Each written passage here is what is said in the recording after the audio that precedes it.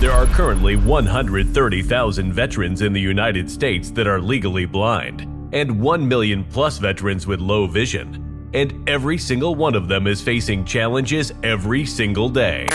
But we're here to help. This is Wisdom Books. Thank you for joining us. With a live studio audience coming to you from the Wisdom for the Blind studios in Fort Lauderdale, Florida. Our passion is to share new books with our fellow brothers and sisters that are blind or visually impaired. Let's do it. This is Wisdom Books, and this is your host, Benjamin Keeley.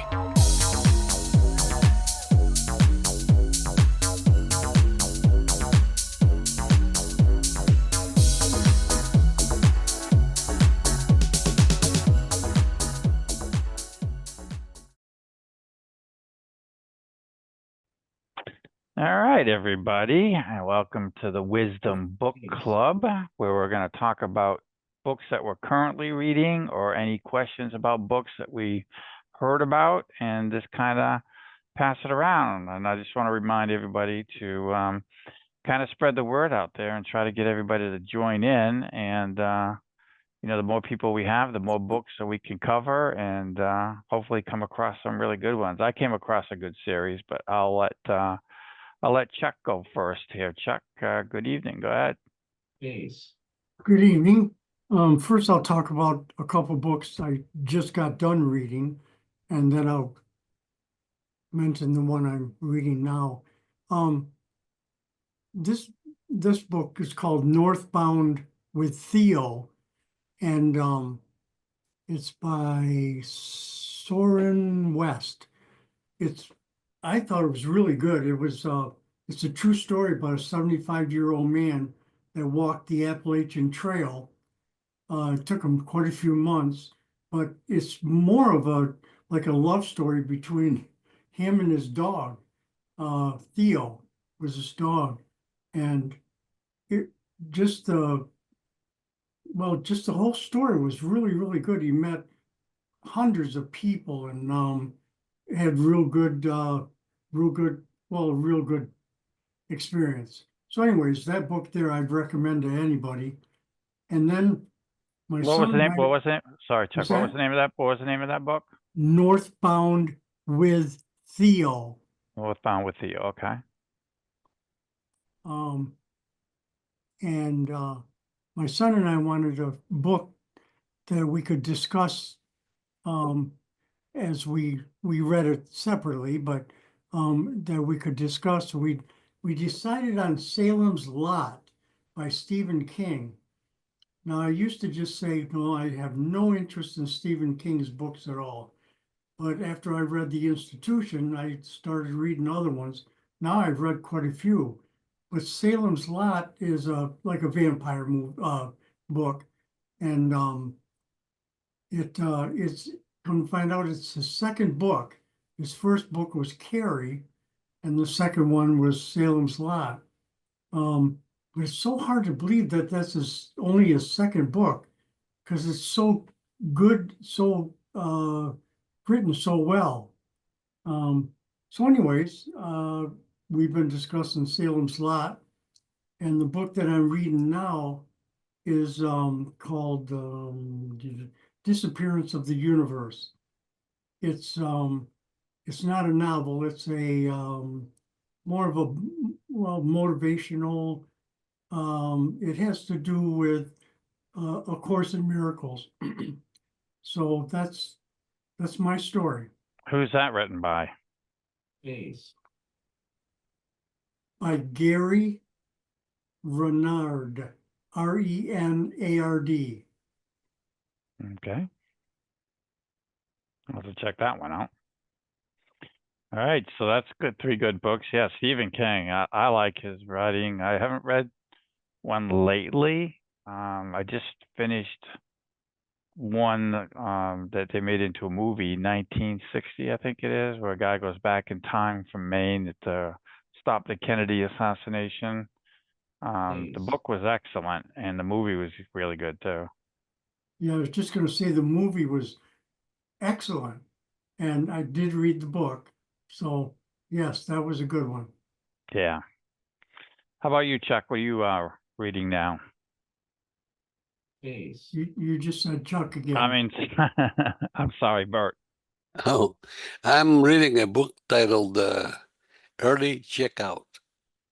It's by Diane Capri, or Capri. And it's a hotel in an island in Lake Michigan. And it's pretty entertaining. And recently, there was a spurt there when Bard published a bunch of books and a bunch of new authors that some of them I liked, and I wrote to my list giving reviews on those books. Mike Taylor answered one of them, and authors that were new to me. So, but I don't remember now. I would have to go back and see which ones I wrote about. Because I read a lot, but I don't write about or mention many books because most of them are not worth mentioning. Yeah, Yeah. Well, what was the book that you just talked about in Michigan, an island in Michigan? Yeah, it's a hotel in an island in Lake Michigan. It's called Early Checkout. Early Checkout. Okay. All right. That Mhm. sounds good. Yeah, That it? it's a short book. It's I think 5-6 hours, something like that. Okay, hold on. I'm gonna try to. I can't remember the name of the book I've been reading here. Space. While you're looking, can I ask a question? Sure. Space. I know this is a classic book. We're reading it for Lighthouse for the Blind Book Club, Fahrenheit 451. I got about an hour into it or so. Anybody have a comment on it? It seems to be kind of a weird book. I'm not What's it sure if I called? want What's it called? Fahrenheit 451. Oh, yeah, that's a weird. You gotta be like in space to understand that book. Okay, so I thought it Yeah. was just me. No, Okay. it's you gotta be like on some kind of hallucinogenics to understand what's going on with that book. Yeah, okay. we're talking about, oh, I'm sorry, you have finished, Chuck. Go ahead. Yeah, no, I was just gonna say, it's funny that the book seems to be about book burning, and it seems like that book should have been burnt. Yeah. Yeah, they made a movie out of it, I believe, and it's just as bad. So, well, I'm listening to a book. Somebody turned me on to this series by Patricia Cornwell, and I'm not a big fan of female readers, but this reader is actually really good. Books are by Patricia Cornwell, and the book is called Cause of Death. And it's about a coroner. She's a coroner in Virginia, and she's investigating a murder mystery. And it takes place in an old Navy salvage yard. And there's some terrorists that take over the nuclear waste. And so there's a whole bunch of books written around that. This is my first one, so I haven't got really into the series yet, but I really like it so far. I've read a Yeah. bunch of those books. Yes. Yeah, They're you very like good. them? Yes, I Yeah. do. Yeah. Have you ever read any of those, Chuck? Well, the one you just described, it sounds like a book that I did read. Mm-hmm.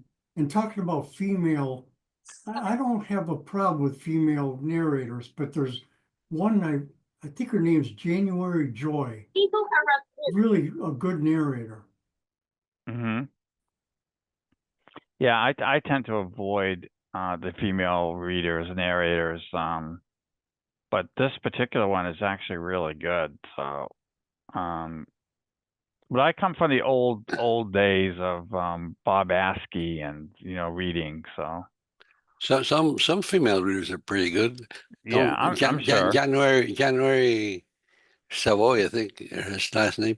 She's very good at it. And, Yeah. it depends. The reader has to have some feeling put into her words or his words. Yeah. to, like Jack Fox, people that are really good. And of course, everything now is commercial, so we don't see those much anymore.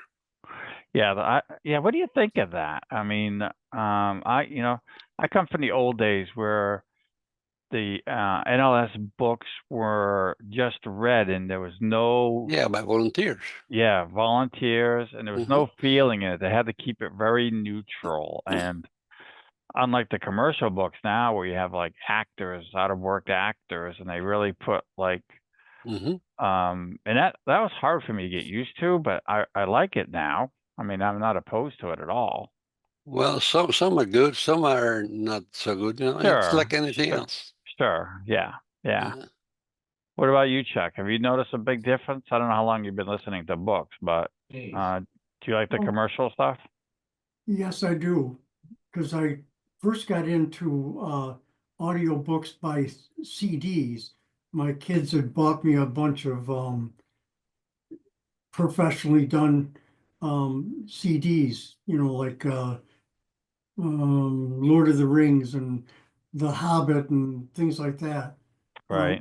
I really like that in the story there's like four different voices, and after a while you learn that the woman is this woman and that guy is that guy, and so I like it very much.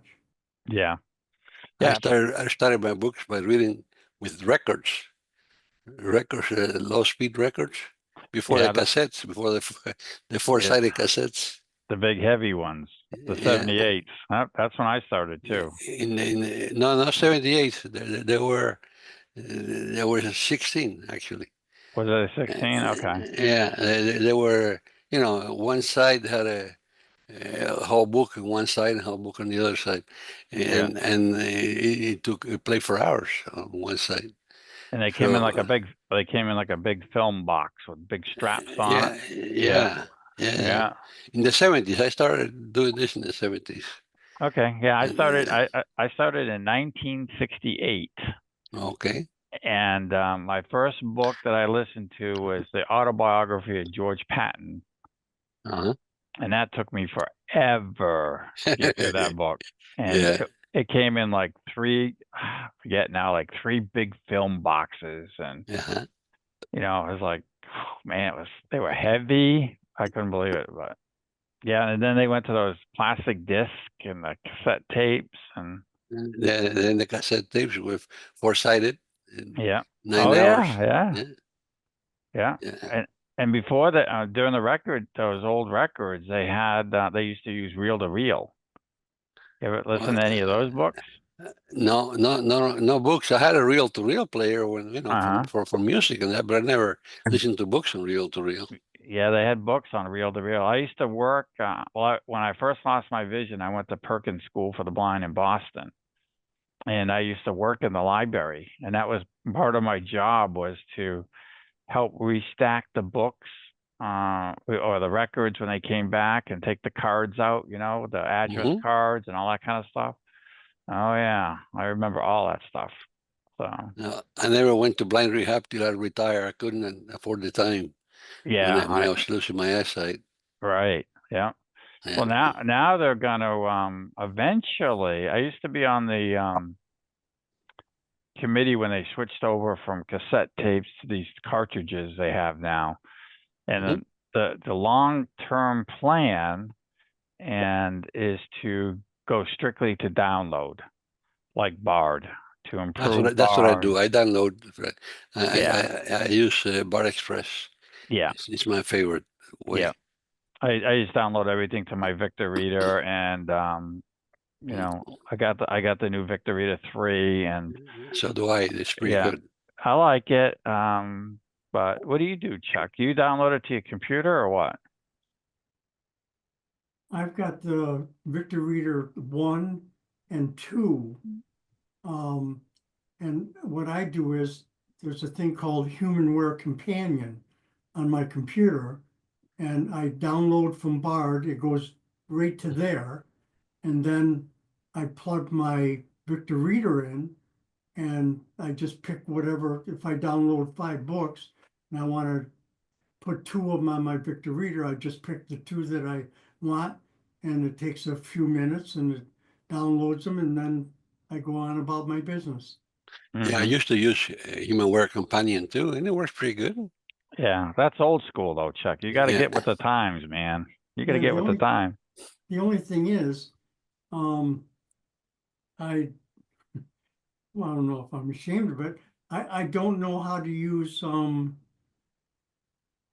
even the Victor Reader second generation. I don't know how to download directly to it. Hmm. Well, if it's connected to the Wi-Fi, then when you find your books on the Bard website and add it to your wish list, then you can go in your Victor Reader and go to your wish list, and there it will be right there. And then you can download it directly. You could skip like 2 or 3 steps that you're doing. Hold on. Did Mike come back in? Mike, are you here? What I had was Ben. Ben had logged in. Yeah, just wanted to say hi to everybody, but Dave, real quick, can you hear me? Yeah, Ben, go ahead. Yeah, I would recommend Mike do another class because he is the Victor Reader expert. So Yeah. Well, he was here, but then he disappeared. So I don't know what happened. I'm glad he was there. But Yeah. anyway, hi Yeah, everybody, and I'm gonna go I back. heard on the mute. announcement that he had logged in, but he never spoke. So I'm gonna go back on mute. Thanks for joining us today. Okay, thanks, Ben. Yeah, Chuck, you should, request to get the Victor 3 and then take some classes on that Victor 3. You could probably bypass a few of your steps that you're doing now. Not that what you're doing is wrong, but it'll save you a few steps. Space. Yeah, I understand the missing a couple steps. All I can say is I'm thankful that I can do it with the companionware. Sure, sure. You know, it's for me, there's no trouble whatsoever. It's just easy as pie. I've been doing it for, since about 2009 or so. But anyways, yeah, I really. Yeah, I think eventually what you might find out is, as they make changes to the Bard system, because they're constantly updating and changing the Bard system, eventually at some point it might not work. Yeah, So, like everything else. yeah, so just be aware of that. You can Yeah, fall too. okay. You can fall too far behind because Yeah. eventually things don't work. Hey Dave, what did I just upgrade to? What's that? What did I just upgrade to? You have a 3. A 3? Okay. Yep. So, yeah. So we got some good books recommended here, and yeah, I think Stephen King, Chuck. Have you listened to the Shining book? Space. No, not The Shining. For quite a while, quite a few years, I was just wherever the institution was, I read a lot of stuff newer than the institution. Salem's Lot is my first time going back that I know of that far. So there's still a lot of them yet that I'll give a try. I like his older books personally better than his newer books. But yeah, The Shining, and then there's a sequel to The Shining, which really scared the bejesus out of me. It took place in Florida, and it was the same characters, but it took place in Florida. And I couldn't even get through it. I was like having nightmares. So, did you ever read any of those, Bert? No. No. Stephen King is not one of my guys. Yeah. How He's about a- Holly? Did you read Holly? Holly. I don't recall that one. Where the elderly people were eating younger people to stay young? Oh, yeah, that sounds like a Stephen King book. Yeah, it definitely was. Yeah. I like Dean Koontz also. He's that same genre as Stephen King, but he's even a little bit more off the wall than Stephen King. You know, when you were talking about Kennedy's assassination before, I was going to mention a book that I read a long time ago. It's not on Bard, or it wasn't last time I looked for it, but the title is the Yankee and Cowboy War. It's about big money from the Northeast and big money from the Southwest, Harry Hughes and that kind of thing. Yep. And it's a pretty interesting book. I had it in text and read it from there, but I wish that we could get that in audio. I haven't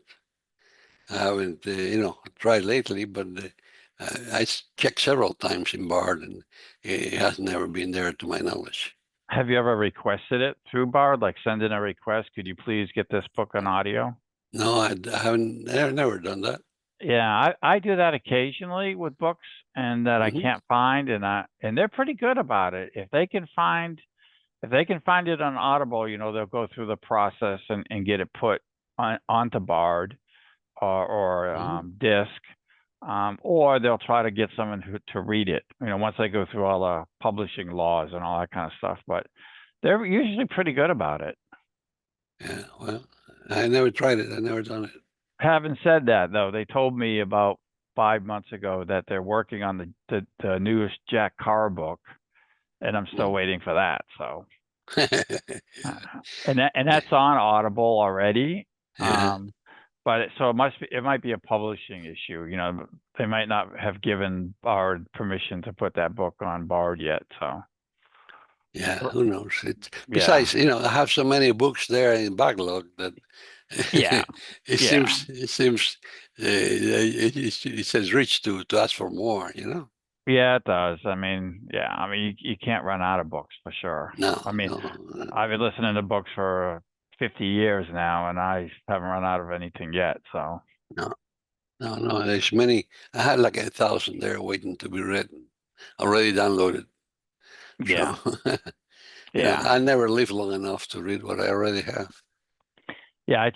I used to get on the most recent books and the most Popular books, yeah. popular books.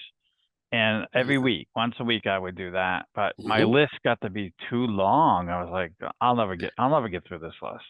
I know that's what I do too. Yeah, Both of those places, and I've accumulated like 1,000 books. yeah, yep. Hey, All Bert, right. Yes. your collection of antique movies, is that on YouTube or on your website? They're not on the website because the described movies have rights, as far as I know, and I cannot pay rights No, but where do you have your list? in my computer. I On your- don't have a list. I put I made a Dropbox thing with Kaminsky one time and gave him a whole bunch of movies there. Right. But I have I like thought you had some of that royalty free. no. Well, I don't know. Some might be, but I don't know that they are. All right. So I opted for all-time radio, which that is public domain for sure. And I set up a bunch of websites with that, and you can have links to all of them. And my website called responder.us. Go to responder.us, and you have links there to all-time radio programs. Pretty good, some of them very good.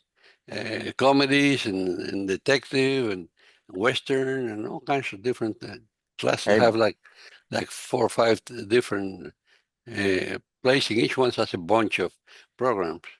Hey, Bree, can you write that URL down, please? Sure. Thank you, Bert. Over again. Responder.us. Responder.us. Okay, got it. And that's the ones in English. And if you want to listen to some in Spanish, go to tranquilamente.com. Tequila? Tranquila. Oh, Tranquila. Like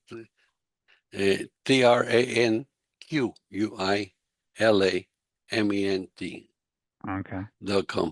Do you have any Bert and I And radio comedy? Yeah, you ever heard- comedy too. A whole bunch of them. Amos and Andy, How about Abbott and Bert? Costello.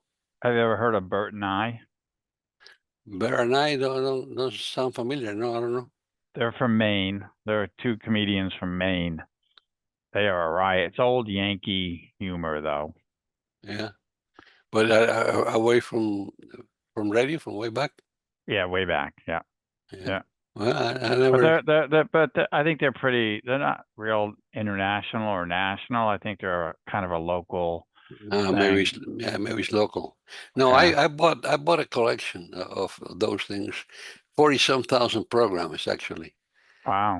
and Okay. yeah, and I got a whole bunch of DVDs with a whole bunch of them, and I've had them since. But those are in the public domain. Those we can do anything with. We can share. We can set up a Dropbox if you want, and I can share some of this, and I can share with you guys some of the movies if you want to. Yeah, But that'd I be mean, cool. no, I cannot do it publicly. Right. Before I forget, Ben, earlier tonight, Chuck was, I had mentioned to Chuck the last call that, to mention it on his, Lighthouse Case. media there about, Blind Cafe. yeah, Blind Cafe. But Taylor left. Mike Taylor left the meeting. He said, Yeah. Well, we tried to get him to come on there. I don't know. Maybe, I don't know. Anyways, Ben, he would like to get some kind of a thing he can put into the Lighthouse Blind Cafe notice about wisdom for the blind, and a separate one for, the cruise that we're going to have in October. So who could send that little brief synopsis of wisdom and what we do?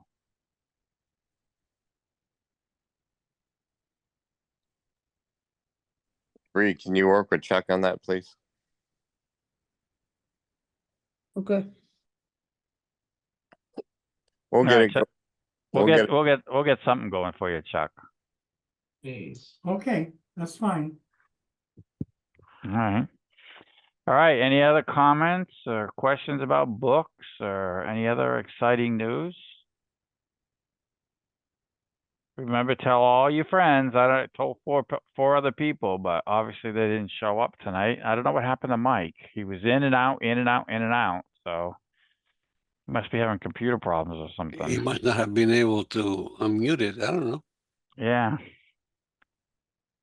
He's pretty good with that computer though, so I don't know. He must Yeah, have been he's very good. He Yeah. must have having some kind of trouble. So, all right, guys, thanks for coming on, and we'll talk next time with some good books. Case. Let's hope so. Thanks for hosting. All right, Chuck. Have a good night. We'll talk to you later. Good night, all. All right, good night, Bert. Mhm. All right, Ben. Thanks, Bree. No problem. Thank you. You've been listening to Wisdom Books. Coming to you from Fort Lauderdale, Florida, with an in-studio audience at the Wisdom for the Blind Studios. We hope you enjoyed the show. If you did, make sure to like, rate, and review. If you know someone who is blind or vision impaired, tell them about the show. We'll be back soon. But in the meantime, hit the website at www.w4bv.org. And we'll see you next time on Wisdom Books.